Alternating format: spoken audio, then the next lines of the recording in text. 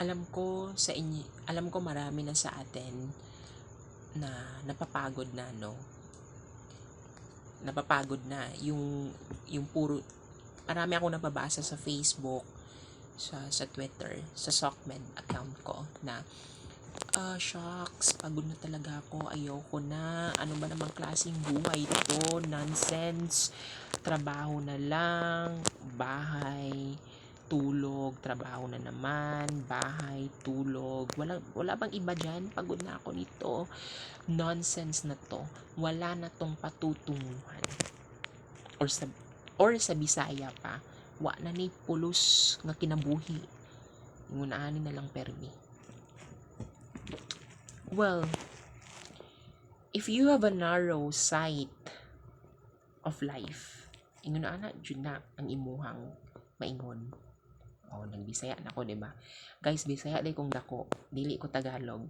'Di ba? Bantog kung magbisaya ko medyo naajoy, I mean, if magtagalog ko, naajoy kanang Bisaya accent.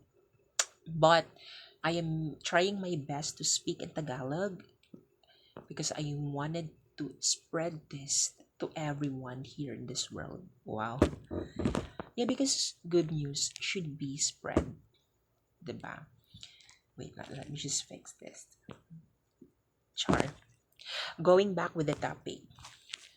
If you have a narrow sight in your life, if yan lang yung nakikita mo,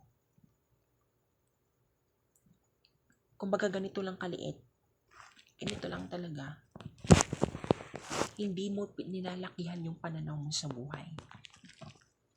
Yun talaga yung everyday mo. Yun talaga yung sasabihin mo everyday. Ayoko na sa life, pagod na ako, nakakapagod na.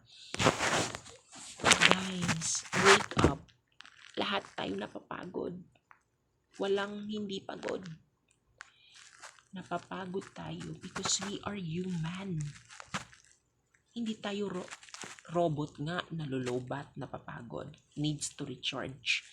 Tayo pa ba na mga tao? Syempre napapagod talaga tayo. Pero wag niyong i-tolerate yung pagod na yan. If you are tired, take some rest. Unwind.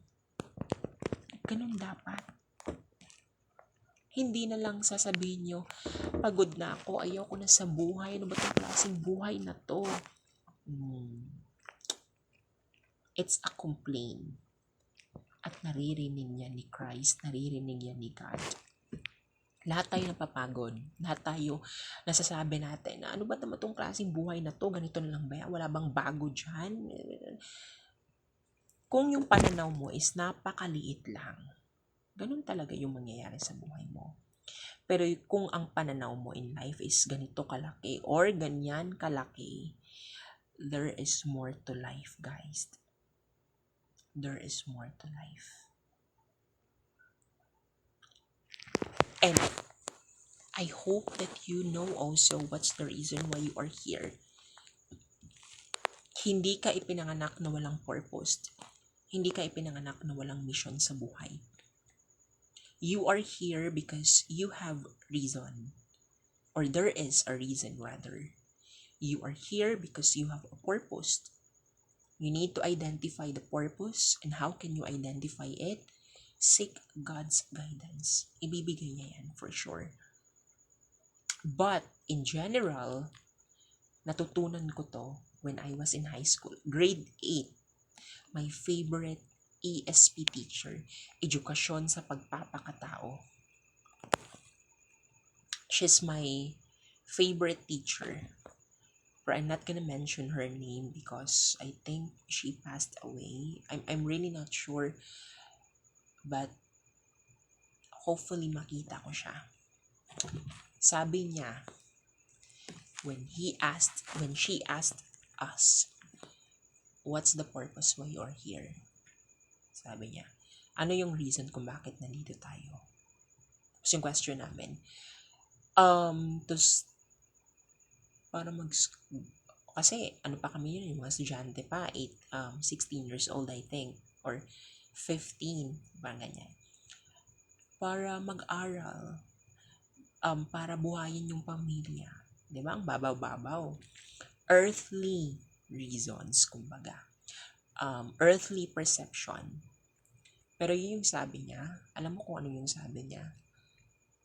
You're here because you have to glorify God. And that's your purpose why you are here. To glorify God. To glorify Christ. So may purpose ka in general.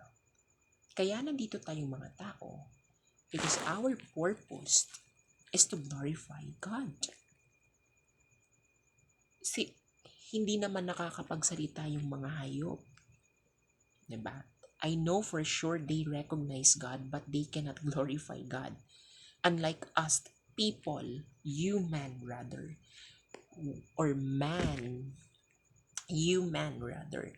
we can glorify God. And that's your purpose.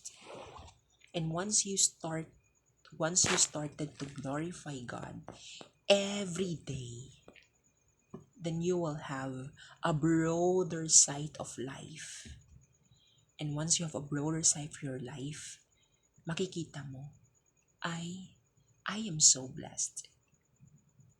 Kasi may pagkain ako, I can wear clothes, I have a job, I am waking up every day. I am still breathing. You know, I have perfect peace. Every time na may problema ako, may dumarating na tulong. Si God yan. So parang, mas lumalawak yung pananaw mo sa buhay. And in the long run, God will give you what's your purpose. What's your mission? Ano ba talaga yung mission? So focus first on the general reason or purpose why you are here, to glorify God. And once you started to glorify Him, you will have a broader sight of life, broader understanding of life. And right after that, to be followed na yung purpose mo at mission mo. Ano ba talaga? Bakit naririto ka? So guys, kung pagod ka na, take some rest. Don't complain. Huwag puro na lang narrow sight yung i-focus natin. Lawakan natin. Seek Christ. You have a purpose for sure. Naniniwala ako dyan. Okay? Good night.